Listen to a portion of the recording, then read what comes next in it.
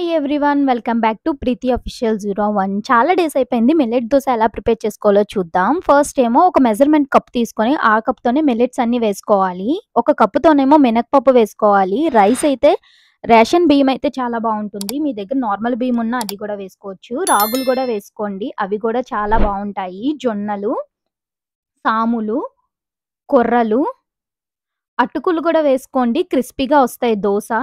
And 1 spoon మెంతులు, ఇంకా millets ఉంటాయన్నమాట. నేనైతే ఈ 5 మిల్లెట్స్‌తోనే నేను దోస ప్రిపేర్ చేసుకుంటా. ఇదంతా మిక్స్ చేసుకొని ఒక బాక్స్‌లో స్టోర్ చేసుకోవచ్చు. లేదు అనుకుంటే ఒక మెజర్‌మెంట్ కప్పుతోని మనం ఇవన్నీ కొలుచుకొని ముందు రోజే మనం నానబెట్టుకోవాలి. మిల్లెట్స్ నానడానికి టైం పడుతుంది కాబట్టి 8-10 గంటల వరకు ఈ మిల్లెట్స్ అన్నవి నానాలి.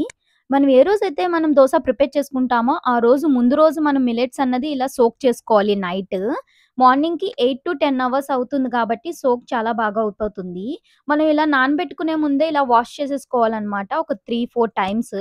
నేనైతే ఈ మిల్లెట్స్ అన్నీ నేచురల్‌గా మా ఊర్లో పండుతాయన్నమాట. మేము ఇక్కడ ఒక షాప్‌లో తీసుకుంటాము మిల్లెట్స్. ఇందులో చాలా మిల్లెట్స్ ఉంటాయి. మీకు తెలిస్తే కామెంట్ బాక్స్‌లో కామెంట్ చేయండి. నేనైతే ఇందులో 5 రకాల మిల్లెట్స్ అన్నవి యూజ్ చేశాను. మీకింకా మిల్లెట్స్ తెలిస్తే అది నాకు కామెంట్ బాక్స్‌లో కామెంట్ చేయండి. ఇలా వాష్ చేసేసుకొని నెక్స్ట్ డే మధ్యాహ్నంకి నేను ఇలాగా మిక్సీలో వేసుకున్నాననమాట. మిక్సీలో గూడా దోస చాలా వస్తుంది. స్మూత్‌గా, క్రిస్పీగా వస్తుంది. చాలామంది గ్రైండర్‌లో గూడా వేసుకుంటారు. గ్రైండర్ గానీ, మిక్సీ గానీ ఏదుంటే అవైలబుల్‌గా అందులో వేసుకోండి. నేనైతే మధ్యాహ్నం అన్నది మిక్సీలో వేసేసుకున్నాననమాట.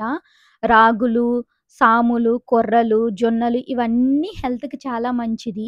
టేస్ట్ కూడా చాలా బావుంటుంది. నార్మల్‌గా మనం దోస ఎలా ప్రిపేర్ చేసుకుంటామో అలానే ప్రిపేర్ చేసేసుకుంటాము. ఈ సమ్మర్ కాబట్టి మనం పప్పు పులవాలంటే కొంచెం ఐస్ వాటర్ ఏసుకోవాలి. ఐస్ వాటర్‌తో మనం మిక్సీ చేసేసుకోవాలనమాట. చాలా స్మూత్‌గా చేసుకోవాలి. ఇదంతా మిక్సీ అయిపోయిన తర్వాత ఒక బౌల్‌లోకి తీసేసుకొని అంతా మిక్స్ చేసుకోవాలనమాట. అన్ని మిల్లెట్స్ మిక్స్ అయినంత వరకు మిక్స్ చేసేసుకొని, ఓవర్ నైట్ వరకు మనం వదిలేయాలి. మార్నింగ్‌కేమో మనం కొంచెం పులుస్తుంది. పులిసేటప్పుడే మనకి టేస్ట్ అయితే చాలా బావుంటుందనమాట.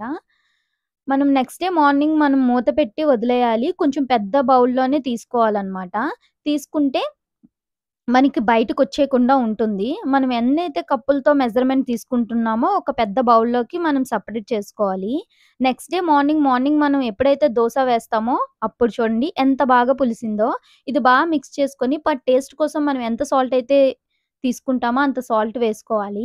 మీరు సాల్ట్ మాత్రం హిమాలయన్ సాల్ట్ వాడండి. లేదంటే కల్లుప్పు వాడండి.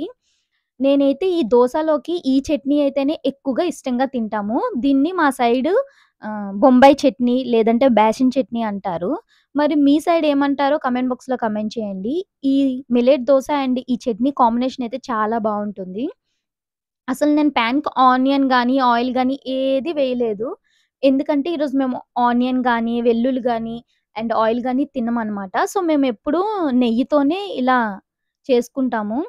చాలా క్రిస్పీగా అండ్ చాలా సాఫ్ట్‌గా వస్తాయన్నమాట దోసలు. టేస్ట్ కూడా చాలా బావుంటుంది. నార్మల్ దోస కన్నా మిల్లెట్ దోస అయితే హెల్త్‌కి కూడా చాలా మంచిది. పిల్లలకి కూడా చాలా మంచిదనమాట. ఈ చట్నీతో కాంబినేషన్‌లో అయితే చాలా బావుంటుంది. ఒకసారి ట్రై చేయండి.